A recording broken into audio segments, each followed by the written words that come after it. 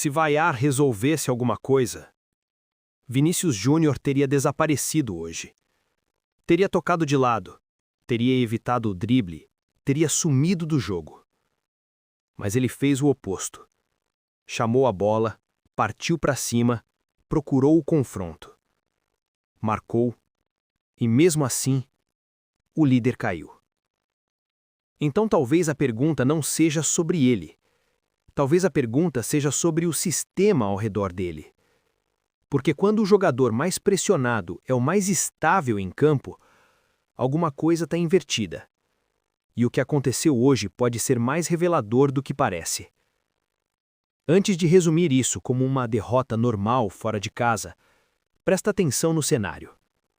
Era o primeiro jogo dele depois de denunciar mais um episódio de racismo na semana. O ambiente já estava carregado. E o estádio do Osasuna decidiu transformar cada toque dele em provocação sonora. Agora, deixa eu te pedir uma coisa rápida. Se você gosta de análise que vai além do lance e conecta emoção, comportamento e disputa de título, já se inscreve no canal. Porque aqui a gente não comenta jogo. A gente interpreta o que o jogo revela. E o que foi revelado hoje não é simples. O Real Madrid entrou em campo líder da La Liga. Ser líder fora de casa já é desconfortável. Ser líder com um protagonista sob tensão pública é ainda mais. Existe algo pouco discutido no futebol.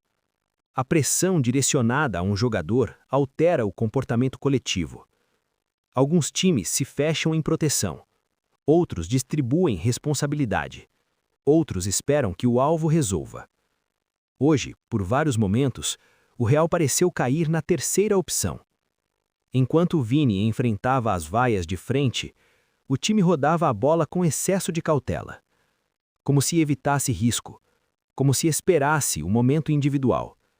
E quando o líder começa a jogar esperando alguém resolver, ele deixa de impor.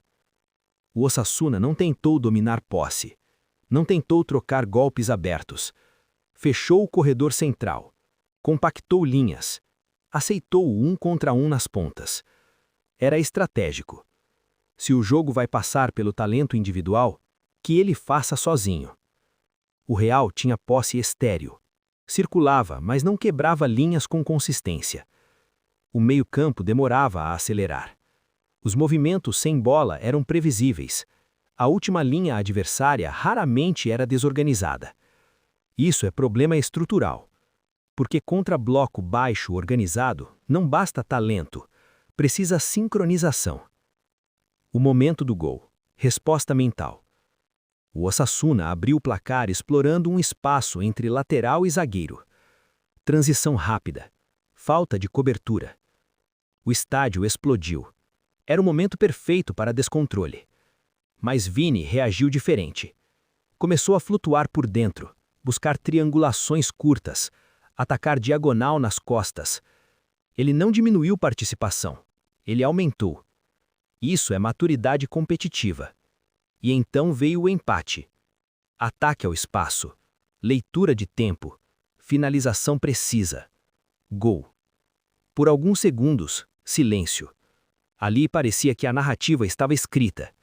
Protagonista responde, líder assume controle, jogo vira. Mas futebol não respeita roteiro simbólico. O erro após o empate. Depois do empate, o Real precisava esfriar o jogo, controlar ritmo, diminuir transição adversária, organizar bloco médio. Tentou acelerar demais, e quando você acelera sem controle, abre espaço. A pressão pós-perda caiu. A recomposição demorava. O meio ficou exposto. O Osasuna percebeu vulnerabilidade. E time que sente fragilidade do líder cresce. Veio o segundo gol. E mais preocupante do que o gol, foi a ausência de resposta coletiva coordenada. Houve tentativas individuais, mas não houve imposição sistêmica. Sinal de alerta na disputa. Perder sendo líder muda a narrativa. Adversários passam a enxergar padrão. Passam a estudar fragilidade emocional fora de casa. Passam a pressionar mais cedo. Campeonatos são definidos por regularidade sob pressão. E o Real Madrid já demonstrou em outras partidas dificuldade quando precisa impor ritmo em ambiente hostil. Isso não é crise, mas é tendência que precisa ser corrigida. Evolução individual de Vini. Existe algo que precisa ser dito com clareza. A maturidade emocional de Vini hoje é outro nível. Anos atrás ele reagia mais às provocações. Hoje ele canaliza, transforma em intensidade, transforma em foco, transforma em protagonismo. Isso é elite de crescimento. Mas existe um risco invisível.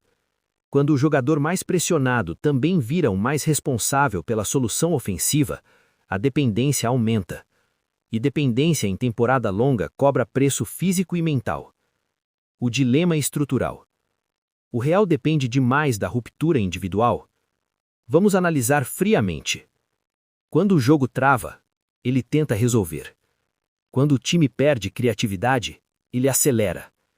Quando falta energia, ele provoca desequilíbrio. Isso é virtude, mas também é sintoma de centralização. Grandes campeões distribuem protagonismo. Hoje a sensação foi de protagonismo concentrado, e isso em momentos decisivos da temporada pode virar problema. O impacto extracampo. Não dá para ignorar o contexto da denúncia de racismo. Mesmo quando o jogador demonstra força, existe desgaste invisível, existe ruído mental acumulado, existe peso emocional acumulado. E mesmo que ele esteja forte, o grupo precisa absorver junto, porque pressão direcionada a um vira pressão indireta no coletivo. Hoje a resposta coletiva foi irregular. Projeção para a temporada. O que esse jogo projeta? Adversários vão intensificar pressão psicológica fora de casa. Vão tentar forçar jogo individual. Vão fechar centro e empurrar para o 1 contra 1 previsível. Vão testar estabilidade emocional do sistema. Se o Real não diversificar protagonismo, o padrão pode se repetir. E campeonatos não perdoam padrão repetido. Final aberto. A pergunta que fica: essa derrota é apenas um tropeço? Ou é o primeiro sinal de alerta real na disputa pelo título da La Liga? Porque o jogador mais pressionado respondeu. Mas o coletivo respondeu na mesma altura? O líder caiu. E quando o líder começa a cair em ambientes de pressão máxima, ou ajusta rápido, ou começa a abrir espaço. Então eu quero saber sua leitura. Foi acidente isolado? Ou você enxergou rachadura estrutural? Porque títulos não se perdem no grito. Se perdem nos sinais ignorados. E hoje pode ter sido um desses sinais. A discussão começa agora. Se inscreve para mais análises do Além do Apito.